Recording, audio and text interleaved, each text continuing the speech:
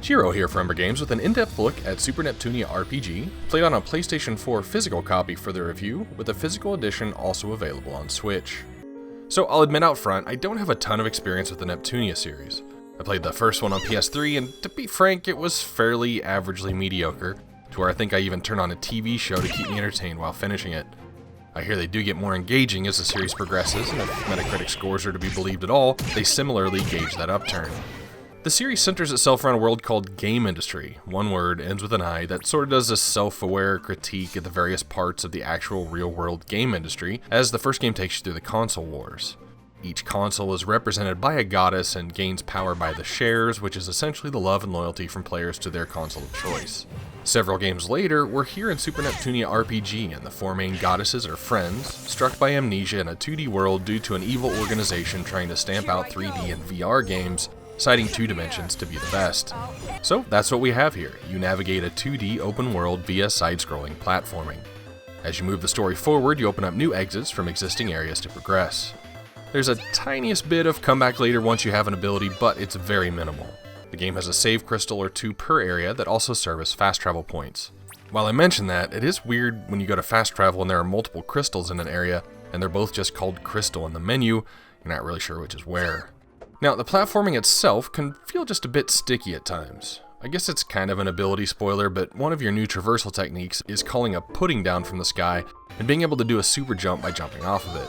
But it has a really particular way of interacting with your character, where it will obstruct your passage to go through it, and you can also kind of slide off the edge. And it just kind of feels like it should be a springboard that immediately throws you up, but it's not. Also, for some reason, there are a lot of no-consequence pits lying throughout the game, which basically just start you back at the beginning of that particular screen or near the pit. The thing is, when you're back, you blink with invisibility for a few seconds, and during that time you can't jump. So a lot of times I'd fall into pits and just start moving forward and trying jumping again and not being able to, and then falling in again. Also, get used to the like a kangaroo and boing, as for some reason this is the jump sound effects the developers found necessary to employ, and it's constant. While in town, you can use the X button to interact with houses and people, but the houses don't tell you what they are, which it seems like putting guild or inn above the X icon would have been simple enough. Now, the game's battle system is a little unique. You engage in combat by hitting one of the doggo sprites in the dungeon areas. The game employs the normal RPG. If you swing your sword to interact with the sprite, you start with the advantage. If you simply collide, it's a level playing field, and if the enemy gets your back, they get the boost.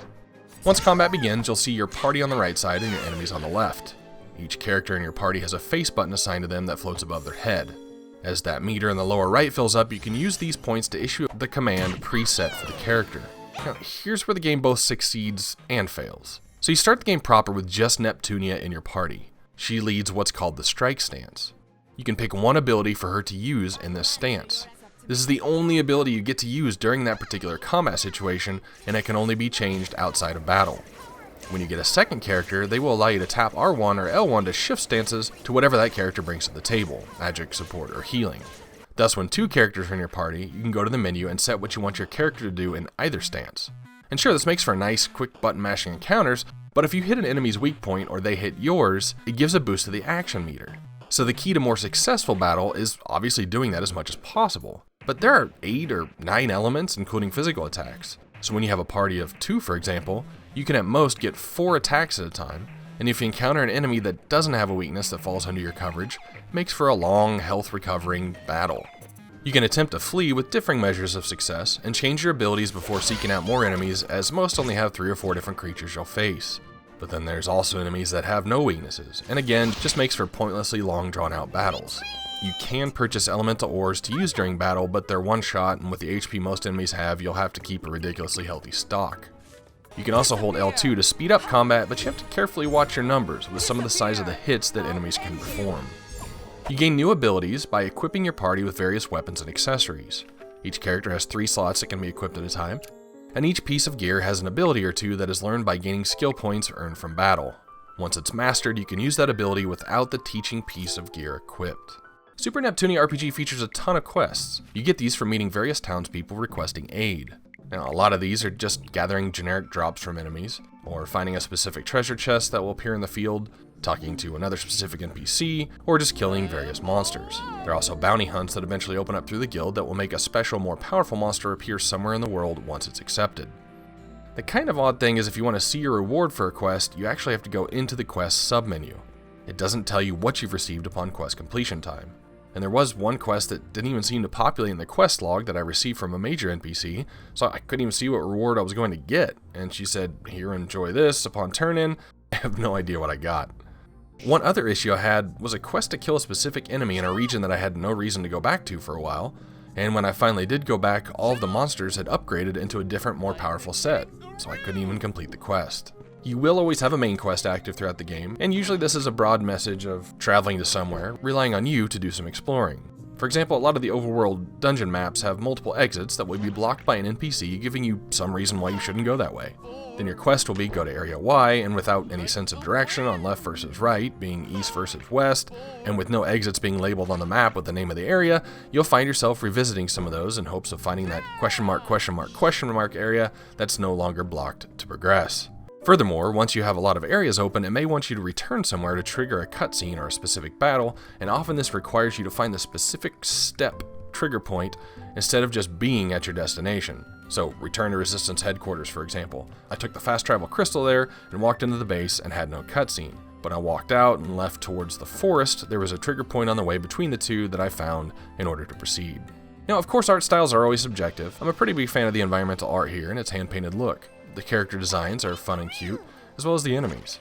I will say I'm not a huge fan of this animation style itself, as it appears they did the sprite rigging that's available through the Unity engine, where you essentially put bones on 2D sprite character pieces and then make them move. To me, it appears a little jilting and awkward, mainly through the navigation sequences. Combat, however, with idle animations and attack animations overcomes this a little bit and looks quite a bit better, in my humblest of opinions. Even playing on PlayStation 4, I did experience a few frame rate issues, but I'll be honest, I come to expect that by default on a game developed with Unity, especially trying to push the amount of assets this game does. I will say I did enjoy a lot of the Easter eggs, as there are so many NPCs with popular video game character names, with one letter being different. Unless I could be imagining things, I guess, but Kratos with a C and Geralt with an I instead of an E, Ramza with an S instead of a Z, just gave me a little chuckle every time I encountered that. Furthermore, without going into too many spoilers, there is one area that's completely comprised of a very popular classic game, and as I was playing it, I recognized it, and I thought, I wonder if they used the secret area. And sure enough, I went up, and that secret area was exactly where it was in the original classic game. Just kind of a neat little addition. Overall, I would say this game's probably not for everyone. I mean, if you enjoy the 2D RPG stylings of a Paper Mario or Child of Light, then there's a better chance this is for you. The story provides some humor, but more in a tongue-in-cheek kind of way, but definitely wasn't a selling point of this game for me. It does provide tons of quests, lots of gear to collect, some great environmental art, a unique battle system that's both kind of fun as well as it sometimes sticking you into lengthy random battle situations. The platforming is a bit awkward at times to control, and there's some jilting platforming animation to go with it. Rated as a 2D platforming RPG hybrid, Super Neptunia RPG grabs a 58 out of 100 on a true 0 to 100 scale, where 50 is an average game. This is Chiro for Umbra Games. Thanks for watching.